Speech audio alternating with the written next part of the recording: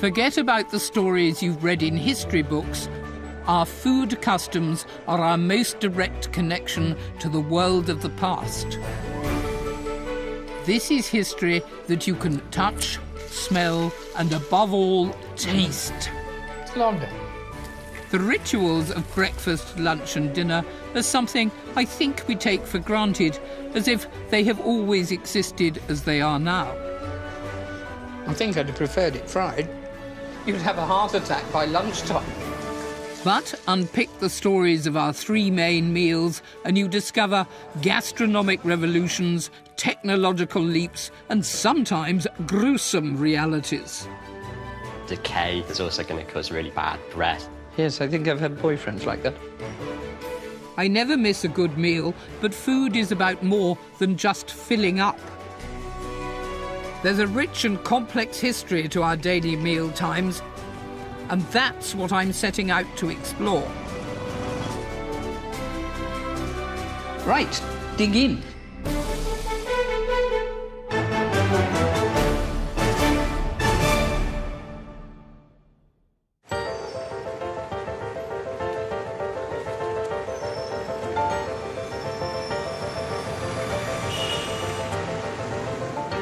I believe lunch is the most important meal of the day. It's the workhorse meal, the one we use to refuel. But for most of us, it's just a quick pit stop squeezed between two slices of our workday. People eat it in a speedy average of 12 minutes, 49 seconds, barely even noticing their food. You certainly won't find me eating like that. I believe passionately in proper cooking and taking time over a decent meal. We've lost our relationship to food and the time it takes to prepare and eat it. In the not-so-distant past, we respected lunch as we had done for centuries. In the 19th century, chop houses like this one in the heart of the City of London were where hungry urban workers came for refreshment. This is one of the last remaining authentic chop houses still serving traditional Victorian food. I've come to sample it with historian and fellow lunch enthusiast A.N. Wilson. Oh, look at that. Oxtail, Fantastic. red cabbage to share, Oh, very nice, thank you. and the chump chops. Thank you. Oh, I say. This will keep us out of mischief, won't it? Well, of me, anyway. You've got about 4 times what I've got. Why did chop houses start emerging all over London? In the 19th century, London is becoming more and more the commercial centre of Britain. The empire. And Britain is becoming the centre of this enormous empire throughout the world. And so there were more and more people crowding into London just to work, who hadn't had breakfast or hadn't had very much breakfast, and there was a long time till dinner. They were working in London for long hours. Yeah. And by the middle of the day, your tummy was rumbling. So you wanted to chop, as I would jolly well do today, actually. I'm enjoying it myself. And it would have been a mutton chop rather than... It would have been a mutton chop. This is a lamb chop. But you can't have everything in this life, Clarissa. I mean, a chump chop in mutton terms would be much bigger. It would have been a much bigger thing because it's both sides of the bone. All the same, this is extremely good. By the mid-19th century, the Industrial Revolution had triggered a gigantic social upheaval. Suddenly, the big city beckoned with new kinds of labouring and clerical jobs. People responded by adopting new living and working patterns.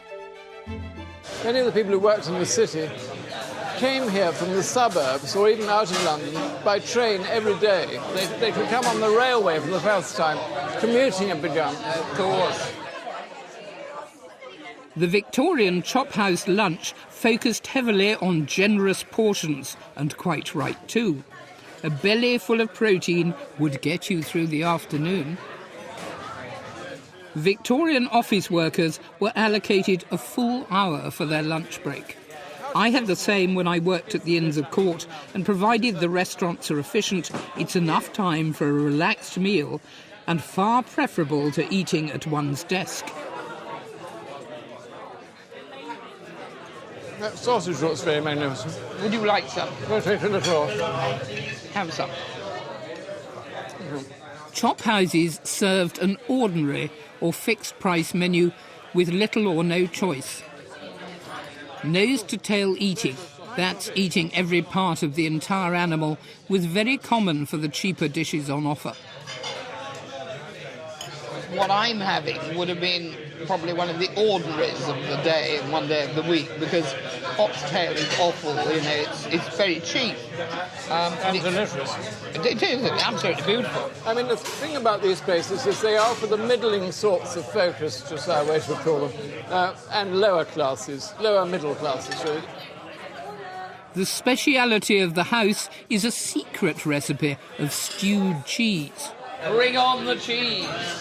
Oh, I say. There we go. This dish was a chop house staple and a version of what we now know as Welsh rabbit. Fantastic. I think this is a very, very old way of eating cheese. I mean, they'd have mixed it up with a bit of beer and a bit of cream or something, wouldn't they? Some mustard. Absolutely delicious. Very nice. Of course, the funny thing is, here we are having a reconstruction of a 19th century lunch, but one thing that you probably wouldn't have had as a Victorian lunch would be a woman. Wonderful it is to be having lunch with you. I'm afraid if we were having an authentic Victorian experience, you wouldn't be here. But I might have squeaked through because I was barrister, and barristers are gentlemen by statute. You're a gentleman in every sense of the word, if I may say so. So kind.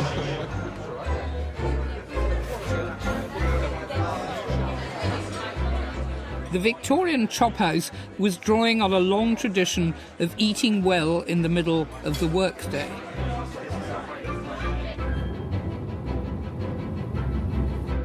In medieval times, food was, by necessity, prepared and eaten during daylight hours.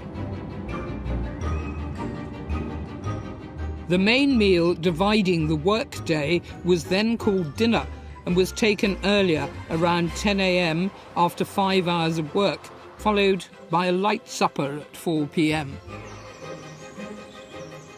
The word lunch at that time didn't even exist. Daily life revolved around the time-consuming demands of hunting, growing and cooking food. I've come to the Weald and Downland Museum in Sussex to meet historical food specialist Caroline Yeldham. She's cooking me up a selection of dishes from a typical medieval dinner menu. Hello. Hello. Caroline, how nice to see you. How are you? Lovely to see you. I love your setup. Thank you. Brilliant. And what have we got cooking here? We've got a pottage. Pottage just means something cooked in a pot, and it's got onions and garlic and carrots, mustard seed and pepper in there at the moment, and also a ham hock. Delicious. And they would have eaten pottage most days? Yes, of all ranks of society. If you're poor and it's your main dish of the day, then a very basic one, up to very refined, elegant pottages made with wine and almond milk and saffron. And we've also got a joint of mutton. Oh, good. Being poached, or boiled as it was called. Oh, look at that. And of course it would have been mutton and not lamb, wouldn't it? Absolutely. Sheep were the wealth of this country. You raise sheep primarily for wool. That's a dominant clothing throughout Western Europe. The wool churches of the Cotswolds and Suffolk show just how much money was made from the wool. So you didn't want to slaughter your animals too young. Smells delicious. Good. There's a common belief that people in the Middle Ages ate badly, which included not eating vegetables. This is complete nonsense. It may come from the fact that there are no vegetable recipes from this time. I think that's simply because people took cooking them for granted. I mean, my mother used to keep a dinner party book, And you never found what vegetables they ate with whatever was served, because it was what came out of the garden. Absolutely. People in medieval times relied on a bountiful living larder. They foraged for plants we consider weeds and grow a range of vegetables, including garlic and purple carrots.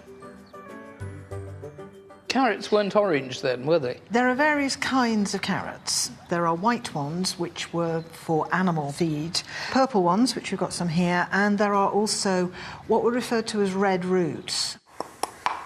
We know they had access to spices to flavour their food, but that's given rise to another popular misconception. I mean, there's this ludicrous idea that crops up as well, that, they used all these spices because the meat was rotten. Spices cost a fortune. They cost shillings a pound. And the only spice that actually will cover up the taste of rotting meat properly is chili. Which we didn't have. Which we didn't have because it's an American spice. It's an absurdity for people who haven't really thought about food. These are rather nice. I don't really like orange carrots, but these are rather nice. They're less sweet, aren't they? And they're a wonderful colour. Medieval people loved colour. The basic rhythms of life, including what you ate and at what hour, were ordained on high by the Catholic Church. Meat was only permitted on half the days of the year.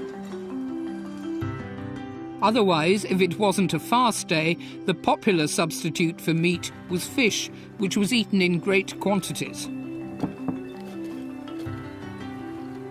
The wealthy ate it fresh from fish ponds and rivers, while the poor mostly relied on salted fish. Food wasn't considered just nourishment, it was also medicinal. People believed the body was composed of humours which needed balancing by both herbal remedies and the way food was cooked. There were 4 humours, weren't there? There are earth, air, fire and water, which are reflected in black bile, yellow bile, phlegm and blood in the human body. So part of a cook's job, as well as a physician's job, is to provide somebody with the food that will balance their humours and bring them to perfect health. So that fish should be roasted to balance out the wateriness of the fish. So you want to make it hotter and drier. Whereas the mutton, being earthy, you need to make it more watery, so it's being boiled or poached. A cooked meal at 10 o'clock in the morning would be so welcome after a good 5 hours of physical labour. If you've ever had builders in, you'll know that many still follow this tradition by downing tools mid-morning to disappear for some egg and chips after an early start. The wealthy would enjoy eating several courses, but the poor would probably only have one. I don't believe in holding back. I'm going to try all of them. So begin with the pottage. Begin with the pottage. Smells lovely. That's good, isn't it? So obviously we've got the ham hock, which would be a bit of a luxury, wouldn't it? Not really. Most people could afford to keep some pigs, so they would have meat available, cured meat, over most of the year. There were official lunch breaks for labourers. Meals were eaten communally and lasted over an hour. As a former trade union official, I thoroughly approve of that. If you wanted sea fish, it was a luxury, and people went to extraordinary lengths to get it. It was landed on the coast and transported around the country. There was a contract between the merchants of Whitby and the merchants of York in the 15th century to get fresh fish to York within 24 hours of being landed in Whitby, which meant they set up relay stations for ponies and carts going over the North York moors to get down into York, yes. The labour and the work was worth it for the premium prices being paid for fresh fish in York. And the fish were transported wrapped in moss and probably alive. That's amazing. It is.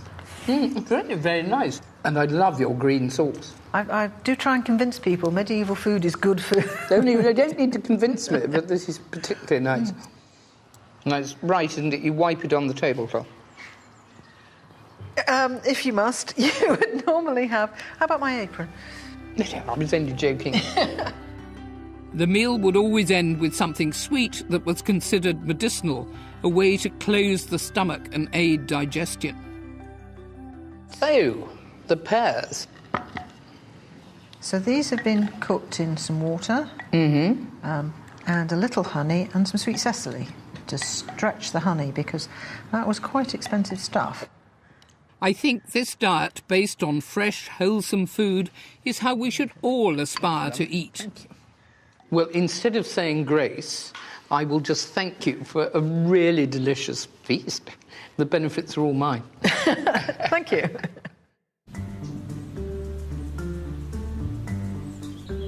This large main meal, we then called dinner, was eaten in the late morning, the middle of the workday, for the next couple of 100 years.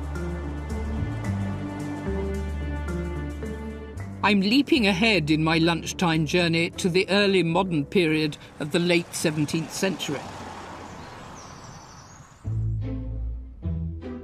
The Catholic strictures were replaced by Protestant Puritanism, but with the restoration of Charles II to the throne in 1660, Britain enters a period of great social change.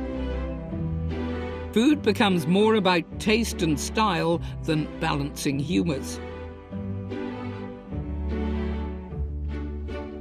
The middle classes are emerging, and although most people still live on and eat off the land, more people are embracing city life and consequently new work patterns.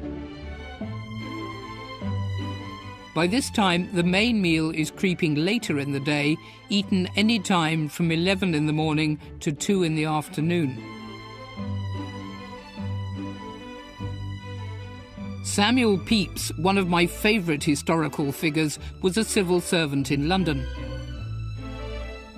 He was a gourmand, a man after my own heart, and his diaries shine a fascinating light onto what a man of the middling sort enjoyed eating.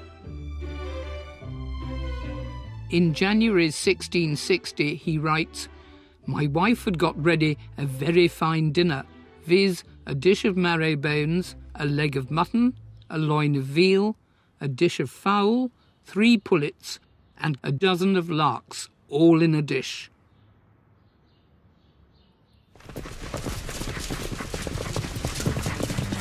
But it was venison that was the prized meat of the age. Nobility had a total monopoly on it, owning all the parks in which the deer were hunted. To eat it, you had to have connections. Pepys revels in his access to it, mentioning it in his diary 76 times. I've come to Cumbria to join food historian Ivan Day, who's going to bring some of the dishes from Pepys' diary to life. Ivan, hello. It's been a long time. How are you? It has too long. I'm very well, thank you. Wow, that's a smashing bit of meat. What you got there? It's a bit I've cut off a haunch. Of venison, of course. It's the choice kind of meat of the period of Pepys. Everybody wanted it, particularly the merchant class who were aspiring to be like their social superiors. And this is a particularly fine piece. I'm going to bake it in pastry in what was called a pasty. A pasty at this time wasn't the cheap small snack we know today, but a large, elaborate creation. Can you see how tender that is? Isn't it beautiful? Wonderful. In the 17th century, people weren't fussy eaters. So, for instance, bones were left in. A modern chef would probably remove that sinew. I'm going to leave it for the diner to sort out themselves. But also, I mean, if you're going to cook it, say slowly, presumably the silver skins will melt down and help with the juice. Absolutely, yeah. What type of pastry is this? Well, this is pasty paste. Mm-hmm. And it's quite a strong pastry because it's got to stand up to 2.5 hours baking. And it mustn't leak either. If we lose all the gravy, our pasty is ruined. Ruined. So it's really got to be sealed in. From the medieval period, pie and pasty cases were rather wonderfully called coffins, and by Samuel Pepys's time, intricate designs were all the rage. This is what we're going to make. Good Lord. This is a design for a venison pasty. Magnificent. Isn't it wonderful? By a pastry master who had various schools in the city.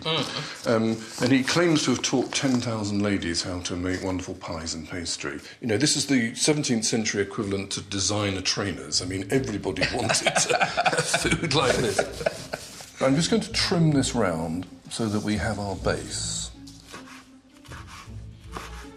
Everyone wanted to eat venison, but it was so exclusive that cookery books offered recipes to fake it by either soaking mutton in blood or marinating it in red wine. The ingenuity in these recipes leaves me gasping, though I can't condone hoodwinking people into believing they're eating something better than they actually are.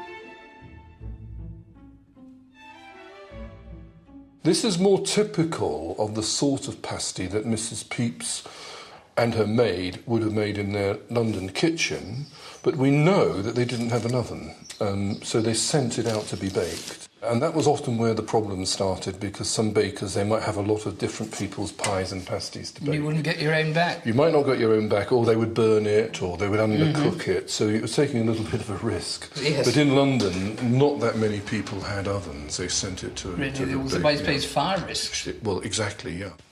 There we are. Look at that. The thing that these people had, which we don't give ourselves nowadays, is time. And to produce something like that, it's going to take quite a few hours of whittling away in a cold room, away from the heat of the fire so the pastry doesn't spoil. Nothing of the slaughtered deer would be wasted. The offal, known as umbles, was traditionally given to the chief huntsman to distribute among the beaters and peasants, being deemed far too inferior for a noble palate. It was turned into umble pie, a dish which didn't acquire its derogatory meaning, humble pie, until the 19th century. Fantastic. It's a mark of Pepys's ability to move through social classes that he happily eats the best cuts of meat along with the offal. In July 1662, he writes, "I, having some venison given me a day or two ago, and so I had a shoulder roasted, another baked, and the umbles baked in a pie, and all very well done." Marvellous. Perfect.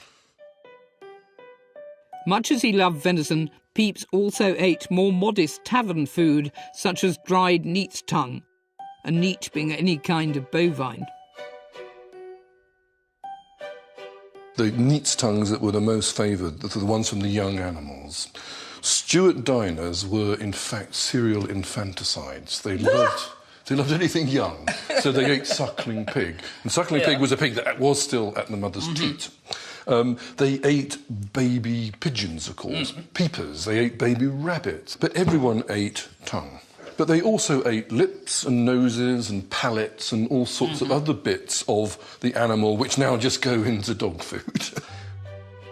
Nose-to-tail eating was common then, as was preservation of the slaughtered animal if it couldn't be eaten all at once. Very early on, people realised that salt was something which you could preserve meat with. The recipe we're using is incredibly fundamental. It just involves 3 ingredients. One is the tongue itself of the beast, saltpetre, which was either potassium or sodium nitrate, used in the gunpowder industry. Indeed. But it was discovered that this prevents you from getting botulism. But what it does also, it creates an incredible bacterial phenomenon where it makes the meat go red. So that red colour that you associate with bacon and tongue and ham is created by this stuff. The final ingredient is salt, which gets rubbed in over 19 days. The tongue is then left to hang over smoke to dry. What you end up with is something that looks like a cross between a kipper and one of those shoes that they find in archaeological sites. Absolutely it does. And it's a wonderful mahogany colour. It's a lovely colour. And they're called dry neat's tongues because they are really dry and they're quite hard. Yeah. Now, what we have here is one that I cooked for 40 minutes. I just boiled it. We're going to cut that up into little dice. In the original recipe, which is from Robert May's Accomplished Cook of 1660, so perfect for the restoration, this has to be cut up into little pieces about the size of a 3-penny piece.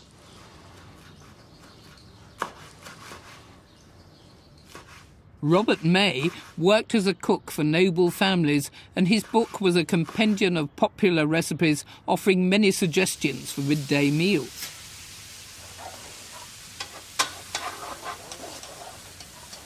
Our diet was strongly influenced by the British East India Trading Company, established in 1600, whose reach made cloves, pepper, mace and nutmeg, imported from the Indonesian Spice Islands, cheaper and more available. Let's get this over here. I'll bring the caudle. Yeah. And we're instructed by the master cook Robert May to rub some garlic onto the plate. Garlic was not a common ingredient in 17th century cookery. No, that's very... That'll make a nice background flavour on the plate. While only a small section of society had access to venison, everyone on the social scale would have eaten dishes like this that were much cheaper and easier to prepare. I always think we are far too fussy nowadays in rejecting less obvious cuts of meat. Wealthier people would accompany their meal with a salad to show off ingredients imported from afar.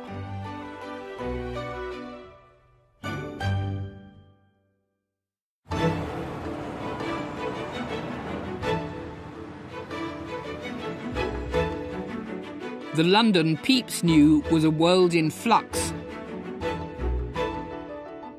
He saw both the Great Fire and the Plague. He was also part of a dynamic time when men could rise through patronage.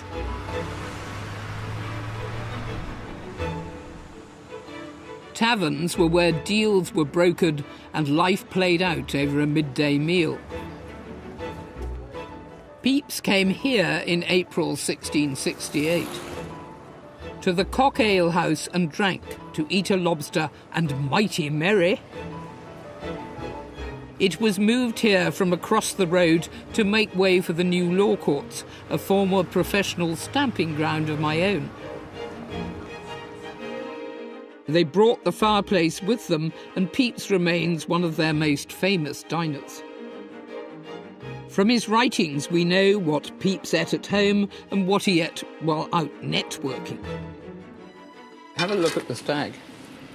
He's magnificent. Oh, it's beautiful. See his antlers, and there's his body, and he's sort of bursting through the greenery, getting away from the dogs. Terrific. Historian Lisa Jardine and I are tucking into the pasty Ivan baked for us. She's going to tell me more about Pepys's dining patterns and the business lunch culture of 17th century London. That's a fairly intimidating bit of venison there. Well, you don't have to eat it all. I don't have to eat it all. There you are. Good. Now, I think that's what Pepys's plate would have looked like. None of your salad rubbish. None of your salad. That's really good, isn't it? Good. And that's benefited so much from being cooked in its coffin. That's right. Because venison can get so dry, but that's not even slightly dry. And it's had, when it was cooked for a good couple of hours and then transported and then heated through. I mean, it's delicious. It's fantastic. So, Pepys eating venison. You had to be well connected, didn't you? He's by birth related to aristocracy, and in a patronage society, that's enough to get you going. I think the reason that Pepys's diary has so much about food in it is that the dinner, this 3-hour gap in the middle of the day, is part of his social aspiration and his mobility. It's also part of his working life. He works for the Navy office, he's close to aristocracy, and what they eat is a sign of how elevated they now are. The whole of Pepys's life is about connections, and the food is part of the connections to people with the ability to move you higher on up the scale. And Pepys never missed an opportunity to name-drop his fellow diners. In July 1666, he writes, "At noon to dinner at the Pope's Head, where my Lord Brunker and his mistress dined, and Commissioner Pett, Dr. Charlton and myself, entertained with a venison pasty by Sir W. Warren." The behaviour of this group, to which Pepys is enormously proud to belong, is very much, I think, the city in Britain and the civil service in the 1980s. So it's the long lunch, it's the expense account lunch, it's the... I'm sorry I'm calling it lunch, because, of course, it's dinner in Pepys's terms. I mean, lunch is a much later idea. The meal will be shared with other people in the same sort of business. It will be in a location that they all rate, a classy restaurant. You can only go to the places that are known by name to your colleagues. That's a brilliant point, that the long city lunch of the 1980s was the dinner of Pepys's day. Yes, I love that. Actually, if you go to certain restaurants around the Houses of Parliament now at lunchtime, it hasn't changed all that much. I think that's really why we love Pepys, is he seems so recognisable to us in all of his attitudes and aspirations, and even the pleasure he takes in food, the pleasure he takes in company, the pleasure he takes in reporting back that he's met somebody frightfully grand and sat down to a meal with them. Pepys lived at a turning point when our eating habits were about to change dramatically. During the mid-1700s, the midday meal, still known as dinner, slid later and later, positioning itself in an early evening slot familiar to us today. The reason why is connected to windows and light, but that's a whole other matter, and I'll deal with it when I investigate dinner. A large gap opened up in the middle of the day when people were getting hungry. A brand new meal came to the rescue, and rather confusingly, there were several different names for it. For some, it was noonings, whilst others called it nuncheon, from an old Anglo-Saxon word meaning noonday drink.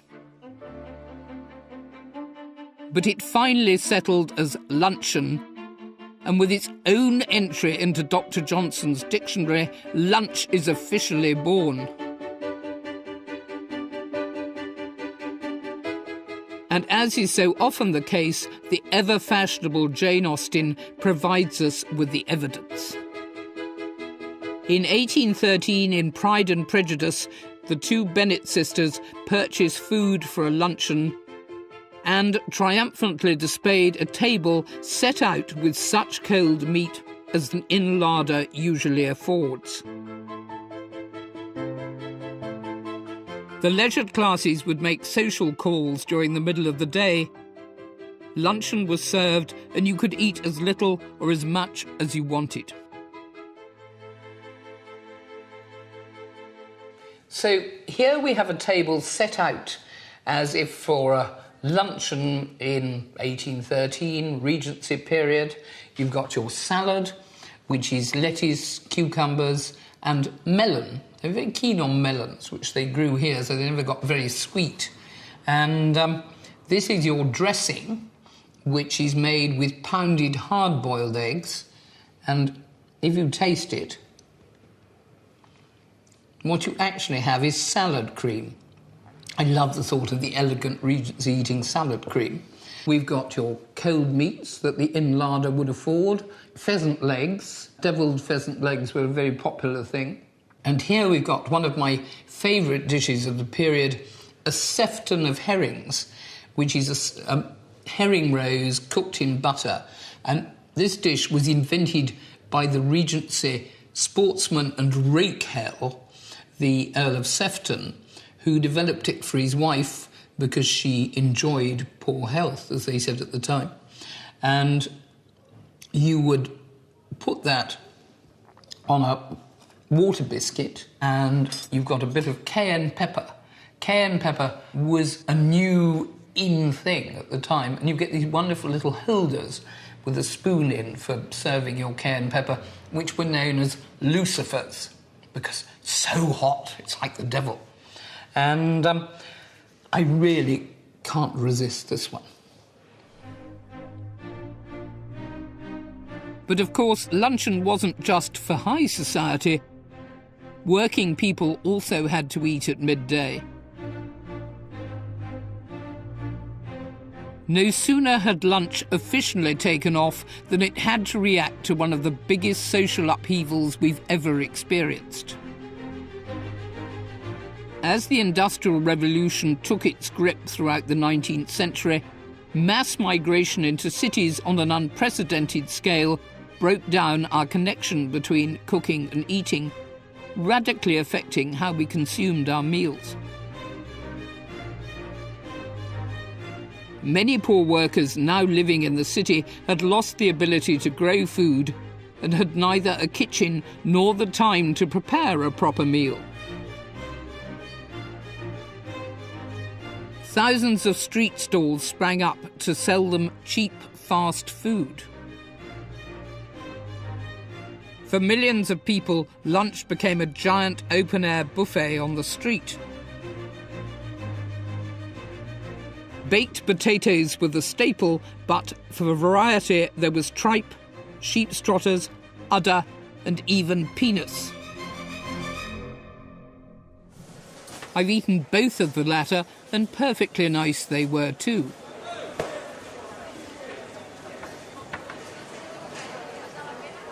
Seafood was extremely popular. Whelks, winkles, prawns and jellied eels were consumed in great quantities. You can still find these snacks in places like Borough Market in southeast London. I've come to see an old friend of mine, Les Salisbury, here at his fish stall. Les, hello. Hello, Clarissa. How are you? I'm fine, thanks. Yes. Great to see you. All looking lovely. Yes, thank you. Just trying to enter the Derby. Yes. It's a long way to go if he wants to go home. So, whelks. Can I have a whelk? These are off the Morecambe Bay coast, north of Morecambe Bay. Oh, really? Yeah. Nice looking whelk. And they've just been boiled this morning. That's really nice. There's no salt and vinegar on them because some people like it, some people don't. Putting it in vinegar. That comes from Tudor times. Right. When they started getting glass containers. Yeah. Preserve it in the glass, the vinegar wouldn't eat the glass. Yeah. But, I mean, the Victorians and the Edwardians loved all this. These are the Irish silver eel. They're really the best eel, yes. You always used to have them at the shows, and I'd come across and buy a tub for the lunch. That's right. Jellied eels originated in the East End of London, and eels were still fished in the Thames when I was a girl. I remember our cook buying them, and she would skin and prepare them herself. I much prefer to eat them from a stall like this, and I'll happily buy jellied eels or a pint of shellfish for my lunch if I can find them. Good? Very good.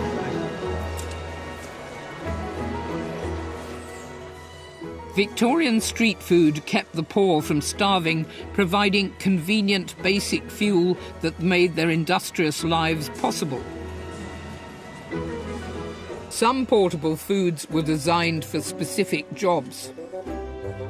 The Cornish pasty eaten by tin miners had a crimped pastry handle, which was discarded because their hands could contain highly poisonous arsenic from the tin.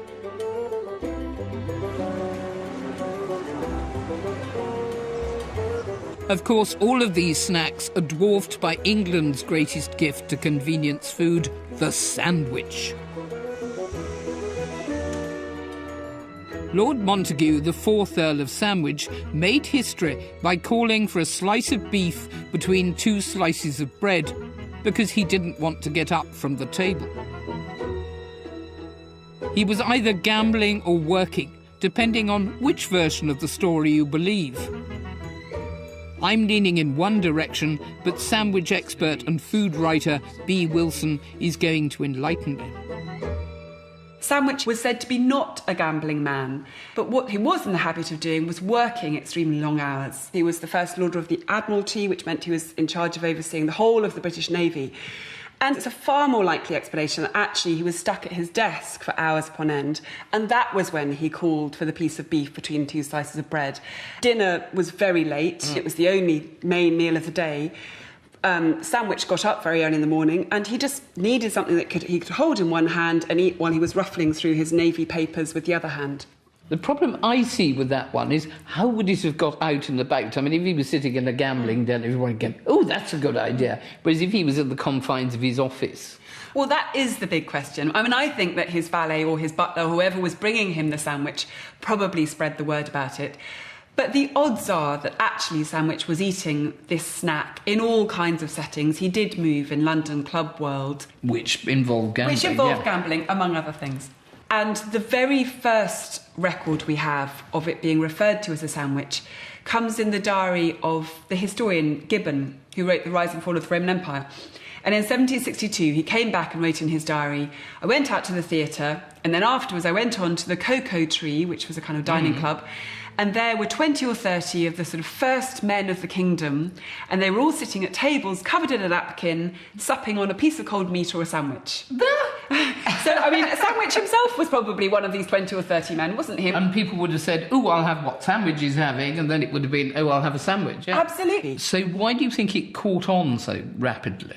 Well, it's really a great invention. It's very rare to find a food which you can eat without any cutlery. It's portable. It's just a sort of ideal thing that people could eat very quickly on the run, take it with them while they're travelling. The sandwich was invented in the 18th century, but came of age with the Victorians, who had recipe books suggesting fashionable new fillings thanks to the availability of potted foods. Life was speeding up for the Victorians. They now had convenience food, and they also had rail travel. So here we are on a modern, inconvenient, uncomfortable train. But had we been travelling in the second half of the 19th century, we would have had the benefit of a railway hamper. These specially made hampers were served on 50 stations along the Great Western Railway, and you would pay 3 and 6pence for your luncheon hamper, or 1 and 6pence for your tea time hamper, and a boy would deliver it to your seat. And this is what it looked like, specially made in the East End of London for the railways. And let's see what we've got. Very exciting, and much nicer than the sort of catering you get on railways nowadays, I suspect. First you have that wonderful newfangled invention, the thermos flask, invented in 1851 by Mr. Dewar of Scotland. And you have had your milk in a little bottle with a cork.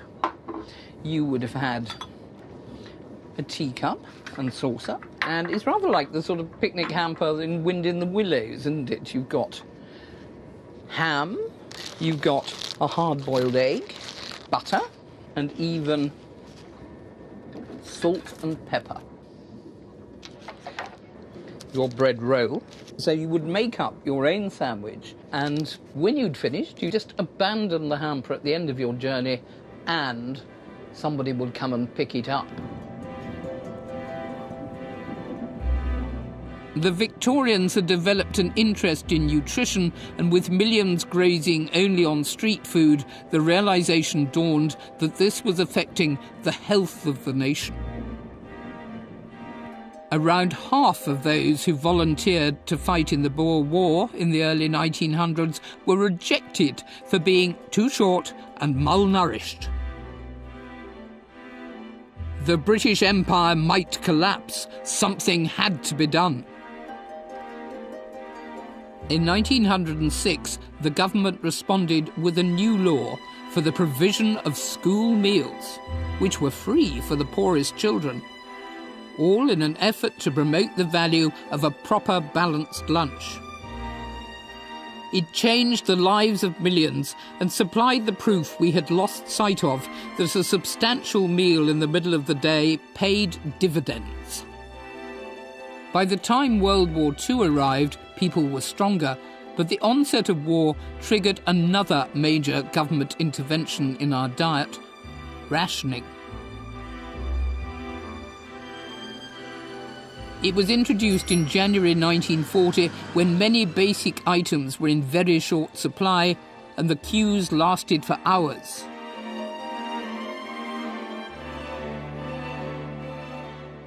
Just acquiring the ingredients and preparing a decent lunch was suddenly far more of a challenge. This is Woldingham, my old school. I had plenty of school meals here. I was born shortly after World War II ended, and I can just remember rationing. I've come back here to deliver some expertise on ration book recipes to a class of girls and their tender young palates.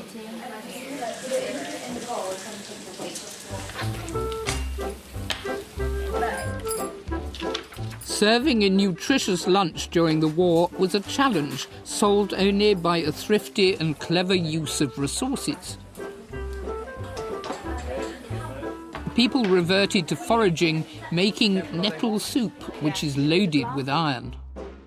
They also had to make do with substitute ingredients like powdered egg and potato for pastry and pies. And they had their own fake recipes, like these mock fish cakes with fish paste and dripping cake made from beef fat.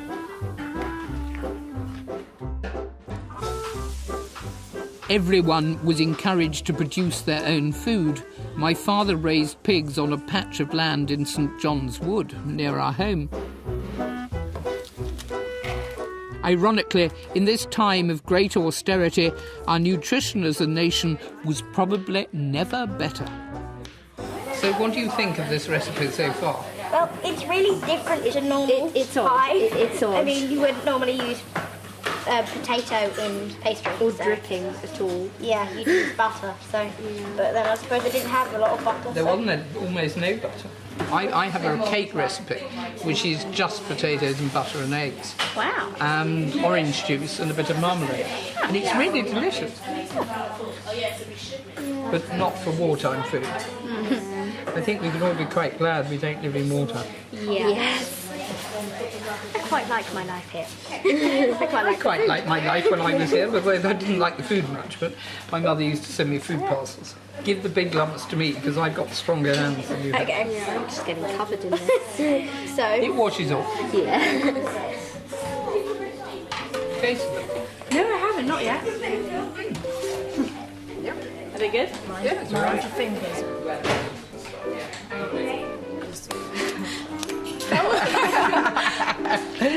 I think you've done a really good job here. So you mixed all your flour and dripping together, and you put the currants in, and now you're just going to put it in the tin. Thank you. Oh gosh, I can't wait for it to be cooked. Yeah. It's time to bring on the hungry lions and serve them up with these wartime recipes. Pie and vegetables. There you go. Thank you. Many people struggled to eat during the war. The Ministry of Food set up canteens called British restaurants for people in work. They served basic food such as shepherd's pie. It was famously dull but dependable. The Ministry of Food also allowed commercial restaurants to stay open, but restricted them to charging no more than 5 shillings a meal. They found their own creative ways to work with limited ingredients, My mother recalled being served horse meat masquerading as steak. Her friend couldn't stomach it, so my mother ate hers as well. Not very good. Not bad. Do you like it? It has a really bad aftertaste. Yeah, we do. Love it. It's not nice. It's actually put it down then if you don't like it. I wonder if any of this simple food passes muster with these girls. Who had the nettle soup? And what did you think of it? Well, I didn't like it at first, but it grew on me. I really didn't like it. I can see that. And what did we think of the fish cakes? I liked it at first, but like it had a really bad aftertaste. So. And the pie? I thought the egg and the bacon was really nice, but the pastry was a bit stodgy, and yeah, it had a kind of weird texture. But other than that, I mean, I ate the whole thing. I really liked the dripping cake. I thought maybe it wouldn't taste like that sweet because it's from sort of beef, but I really liked it. It tastes a lot like mince pies as well, so I really liked it. So it seems to me that generally you thought it was better than you'd imagined it was going to be, even if you wouldn't rush to do it again. Is that right? Yes. With the exception of the dripping cake, which seemed to be favourably received. So just think back to your grandmothers, probably, who were coping with such situations like that in wartime. And I think that we should all give the cooks a big round of applause. Well done.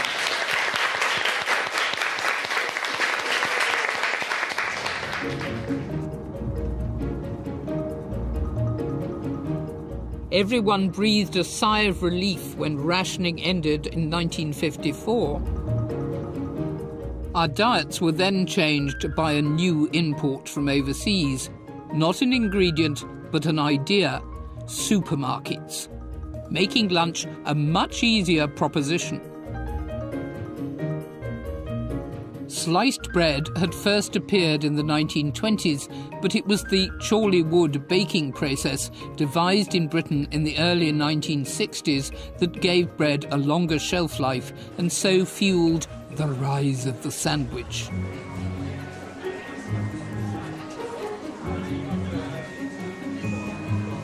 Could the fourth Earl of Sandwich have ever imagined his titanic culinary legacy when he wanted to speed up his workday? I've eaten my fair share of sandwiches, but would never buy them pre-packaged. 1 in 4 of us buys a sandwich for lunch every day. We spend a staggering £6 billion on them a year. The most popular selling lines are anything with chicken and prawn mayonnaise. With so many options to choose from, sandwiches are big business. Sandwich designers compete to put new fillings on the shelves. There are even awards for the most inventive sandwiches. Tom Allen has won some of the top prizes.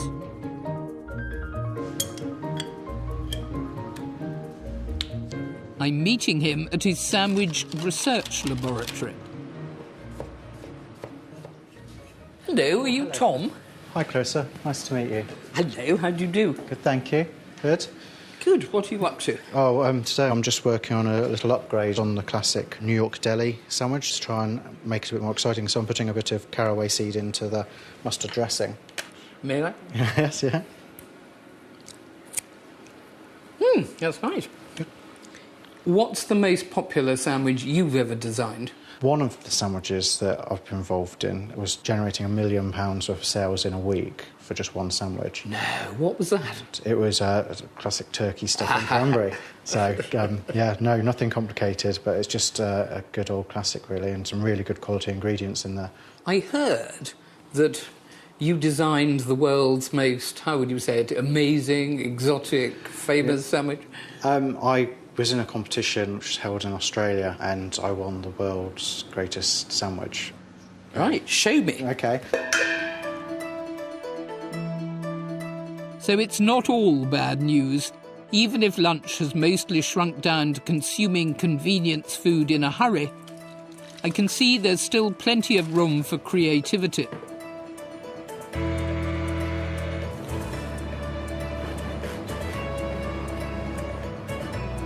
Tom's award-winning sandwich is a clever take on a beef Wellington. We're just getting a nice bit of caramelisation there, and the butteriness is supposed to be like the all-butter pastry of the beef Wellington. With beef as a primary ingredient, I'm sure the 4th Earl of Sandwich would approve.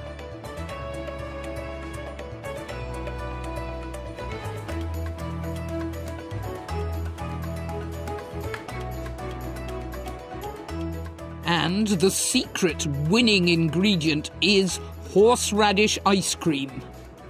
This is how it would have been presented to the judges in the competition, with the ice cream just starting to melt over, the caramelised shallot beetroot chutney, and then the hot beef with the porcini. I think the ice cream is so clever.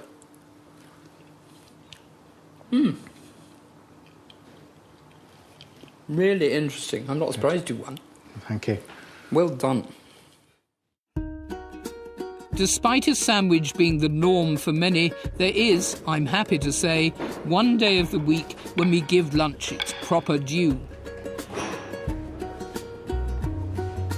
Sunday lunch, whether we eat it at home or in a restaurant like this one in North London, is not simply about refuelling, but a relaxed communal experience centring on a well-cooked meal.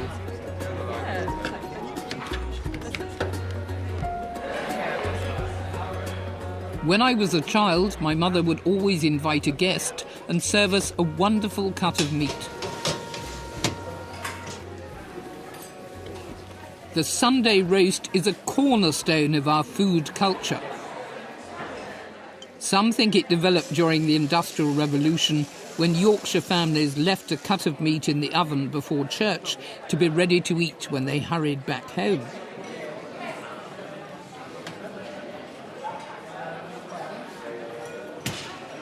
Or it may have derived from the much older medieval tradition of roasting an ox or some other animal on high days and holidays when religious feasts were regular events. Chicken was the most expensive thing you could buy for a Sunday lunch. Absolutely delicious. Really good. I think Sunday lunch is a vitally important tradition because it reminds us of all that is best about our old food customs. Customs that once applied to every daytime meal, whatever we might choose to call it. This, to me, is very reminiscent of the medieval meal. It's local produce, cooked with care. People take the time to talk to one another, to enjoy one another's company, to share it with their families, and just generally get together. Although this is possibly one of the very few times that we now eat this sort of lunch, I long for the day when it isn't quite such a special occasion. Our medieval ancestors knew the value of stopping to eat a proper meal in the middle of every day of the week, and I think we would be well advised to remember that. I'd urge everyone, whenever possible, to take time to enjoy a good lunch. Next week, I'll be looking at dinner, our biggest meal of the day. It's not just about food, but social aspirations and showing off.